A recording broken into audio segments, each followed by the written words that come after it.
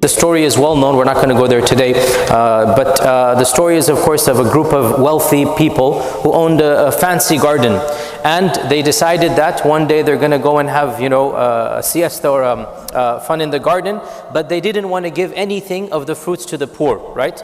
So, أَلَّا يَدْخُلَنَّ يَوْمَ عَلَيْكُمْ مِسْكِينٌ. Make sure that no miskeen comes so that we have to give him any money. They were very stingy about the wealth that they had. And this reality of the tension between wanting wealth and the tension between wanting to preserve wealth and also giving wealth, this is one of the standard motifs of the whole Quran. The concept of wealth accumulation and wealth management and wealth distribution. It is something that troubles every single one of us. In the end of the day, we all love money. In the end of the day, we want money. And the test of money and the trials of money is one of the greatest trials of this world. Allah subhanahu wa ta'ala mentions in the Quran that He is the Qabid and the Basit, the one who gives and the one who withholds.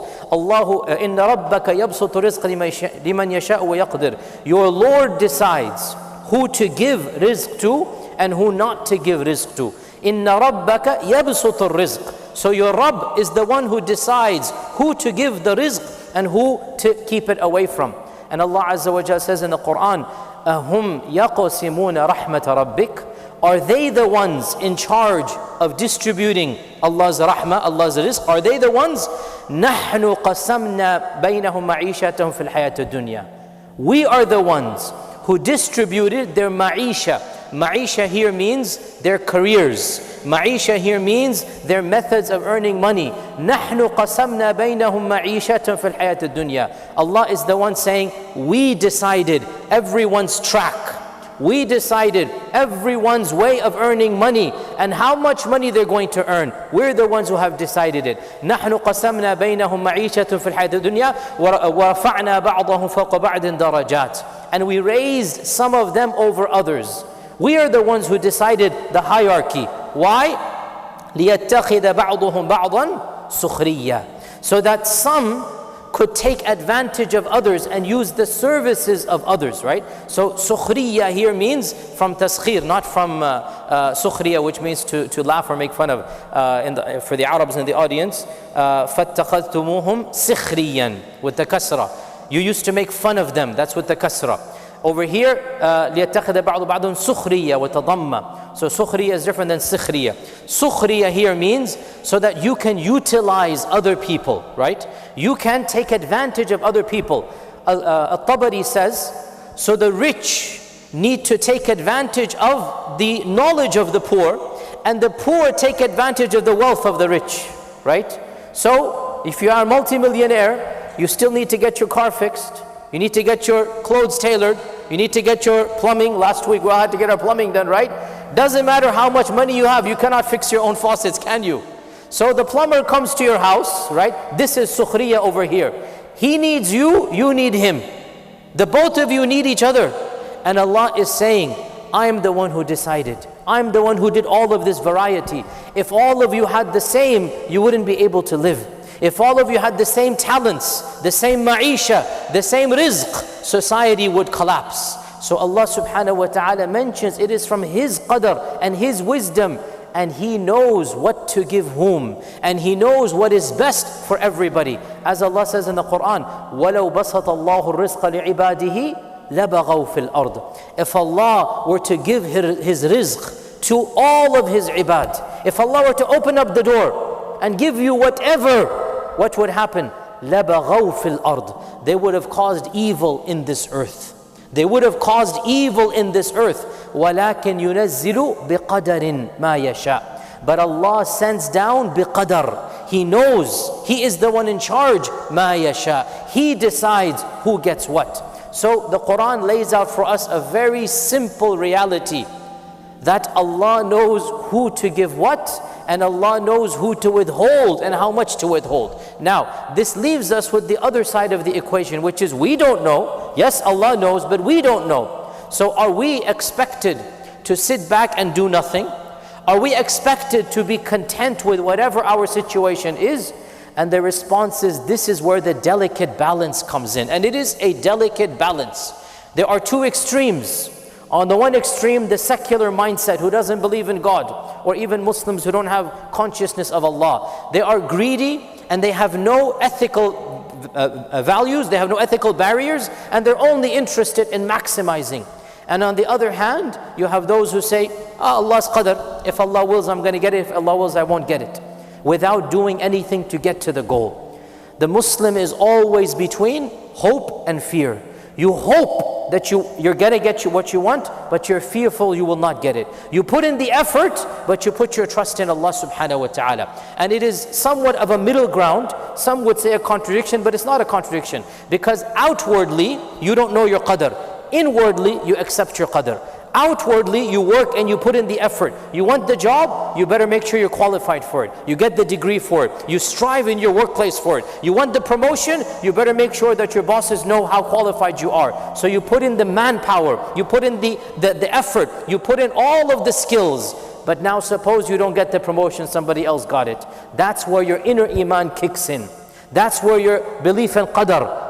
Inna rabbaka yabsutu rizqa liman yasha. It was Allah's qadr that He got it and you didn't get it. So this is where we get to this fine balance, and we have to at some level accept Allah's decree. Now for how long do we accept? Let me give you an example. You want to position a job. You keep on applying for it, you don't get it. For how long do you keep on applying before you say, you know what, it wasn't written for me?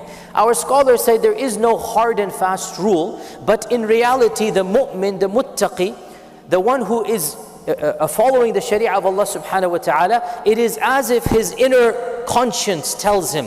It is as if he gets a feeling that, you know what, I really don't need this job anymore, I got a better job over here.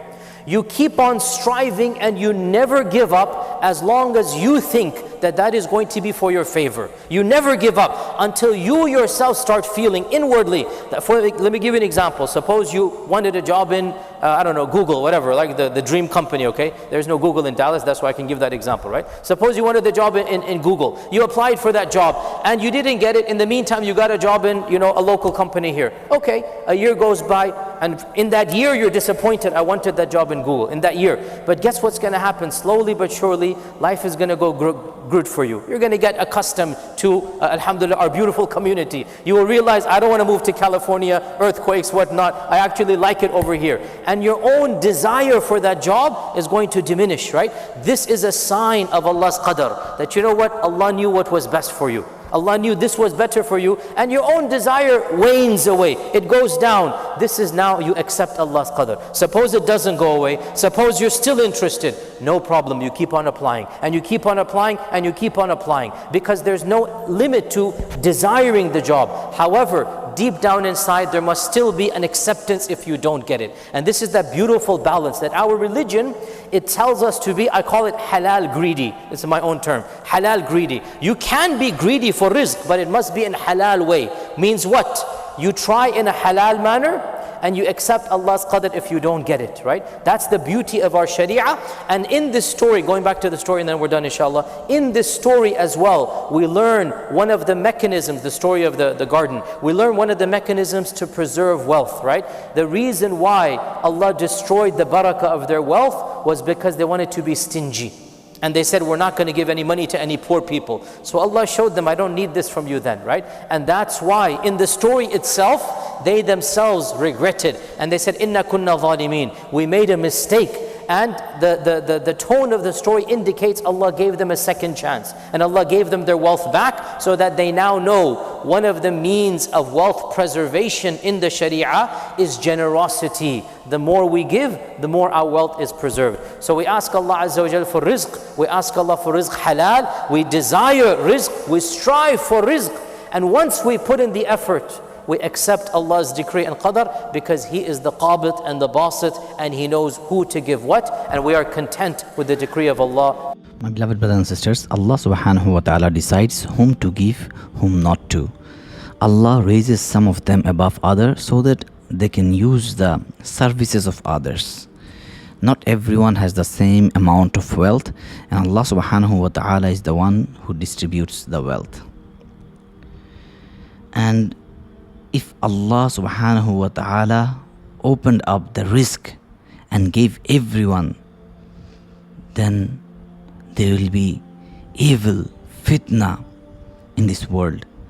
there will be no order, and nobody will respect other person, and the whole society will break, because nobody will want to give the service which are lowly, and everyone will become arrogant, and everyone will have power, money, and they will bring evil. So Allah subhanahu wa ta'ala gives whomever He wants, and He withholds from whomever He wants. But your work is to take action and work hard and put the effort and ask Allah subhanahu wa ta'ala for halal rizq, because you have to work for this portion of this dunya. Every penny you spend on your family is also considered charity, and you need to do hajj, you need to give zakat. These are the pillars of Islam. So if you don't have money, you cannot do them. And never ever give up until you reach your dream, until you reach your goal. And once Allah subhanahu wa ta'ala gives you, and even whatever you have in your pocket, be generous, don't be stingy.